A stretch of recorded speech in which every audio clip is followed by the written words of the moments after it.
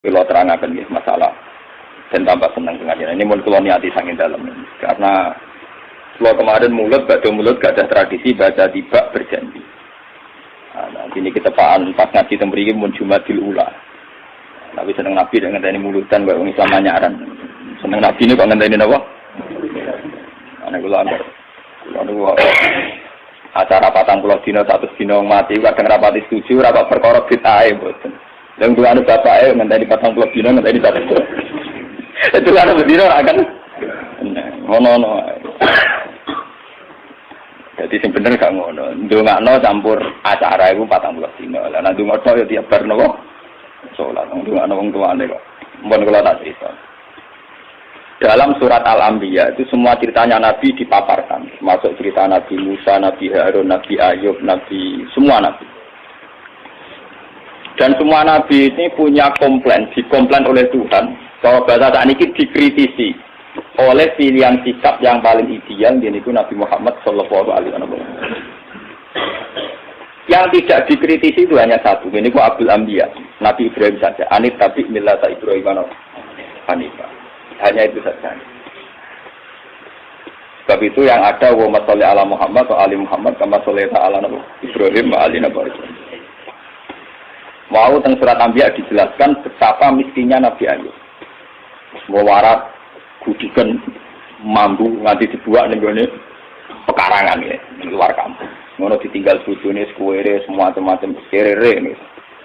Tapi ketika adene bojone usul, ya Ayub mbok donga pangeran kersane jenengan sembuh. Jawab Nabi Ayub, aku lara pirang tahun? 18 tahun. Sehat pira? 80 tahun. Aku izin mbek pangeran. Laraku mbek sehatku diake apa? Jadi dungane ngenteni nek 80 apa? Aku lala dadi kiai sini kene ora lara tapi anggere eling Nabi Ayub meriang. Ben ngeloni ra iso. Wong lara lagi seminggu gegere ra karuan, padahal sehate puluhan tahun plepak. Jadi Nabi Ayub wis ra mlebu. Artinya sampean kalau tidak niru Ayub liwat kere pun tidak jadi wali ternyata. Sudah kere enggak jadi napa? Itu parah nih, parah. Tapi Nabi Sulaiman kebalikan, dia itu Nabi yang tidak pernah punya masalah sosial ekonomi maupun kepangkatan, karena dia lahir sudah jadi putra mahkota. Kalau Nabi Daud sudah jadi raja karena berhasil mateni sinten Jalut.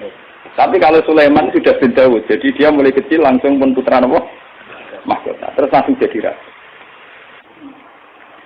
Walhasil ini kalau cerita, apa yang dilakukan Nabi Ayub, yang dialami Nabi Sulaiman, itu cara Shahihul Burdah. Kitab ini dipakai oleh ulama seluruh dunia. Bahkan sebesar Sayyid Muhammad saja kalau Madhur Rasulillah sering merujuk kitab ini. Ini dikarang oleh Imam Busairi. Imam Busairi atau Imam Busiri, nak Jawa daerah Imam Busiri. Itu sering dipakai tafaul oleh para kiai karena di sini semua nagamanya itu Madhur Rasulillah. Dan dianggap madhunya itu yang terbaik. Jadi di antara syair-syair yang memadhu Rasulullah, muji Rasulullah, yang terbaik itu naguman sinten? Syekh Namun Busiri. Karena dikombinasikan oleh paham sufi kelas A. Okay? Paham sufi kelas nomor A. Buatan berbau Syiah, ya ada berbau ahli sunnah, pokoknya kelas A sufi ini. Yura sunni, yura apa? Syiah. Misalnya begini. Imam Busiri ngomentari wa kulluhum min Rasulillahi multamisun khurfam minal bahri aw raskan minat ya. Nabi yang terlalu mengagung-agungkan kemiskinan sebagai media taqarrub ila Allah itu juga ujung-ujungnya itu kriminal, pidana. Miskin itu baik dari segi bahwa orang miskin itu tidak makan syubhat, orang miskin tidak ngambil uang korupsi dan sebagainya. Baik. Dari segi menjauhi segala syubhat haram, miskin itu tapi kamu akan merasa bahwa miskin itu adalah sebuah kriminal, sebuah pidana. Nak wong tua mloro ra iso ngobatno, ana kiaimu kelaparan ra iso ngekeki beras. Kamu sadar bahwa media pakai jalur miskin ada kriminalnya, yaitu tidak bisa berbuat sama sekali saat ada keharusan berbuat. Misalnya kere banget, roh yatim kere, padha kere njung sepuntene. Rombok mloro kejet-kejet. Mak mati wae mak ora iso ngobat. Kan ngeri. Tetap ada sisi kriminalnya. Paham ya? Ada sisi apa? Kriminal. Makanya miskin teman-teman itu oleh Nabi terus dikomentari ya tetap ngono iku wis kadal fatu aja kuda apa? Kufra. Ngobat wae kok milih mati. Mbok-mbok dhewe mati wae ngobatno ya aku. Sampeyan wis tuwa wae. Ya pancen ra diomongno tapi atine ngono. Justru ra diomongno ki tak munafike malah dosane tambah loro. Dosa melarat ra iso ngobatno ya dosa ning atine arep-arep mati. Nah, dari segi ini miskin itu masalah. Sebab itu Nabi sering ngendikan kadal fakru ayakuna apa? Bahwa kemiskinan itu dekat dengan kekafiran. Karena banyak orang yang punya sifat netral, misalnya perempuan. Perempuan itu butuh makan, butuh lipstik, butuh apa saja. Kadang netral. Andai kan dia jadi pegawai pos atau PNS, dia mungkin tidak menjual diri. Karena masalahnya dia itu uang. Yang netral ya, yang tidak soleh betul ya tidak jahat betul ya. Yang masih apa?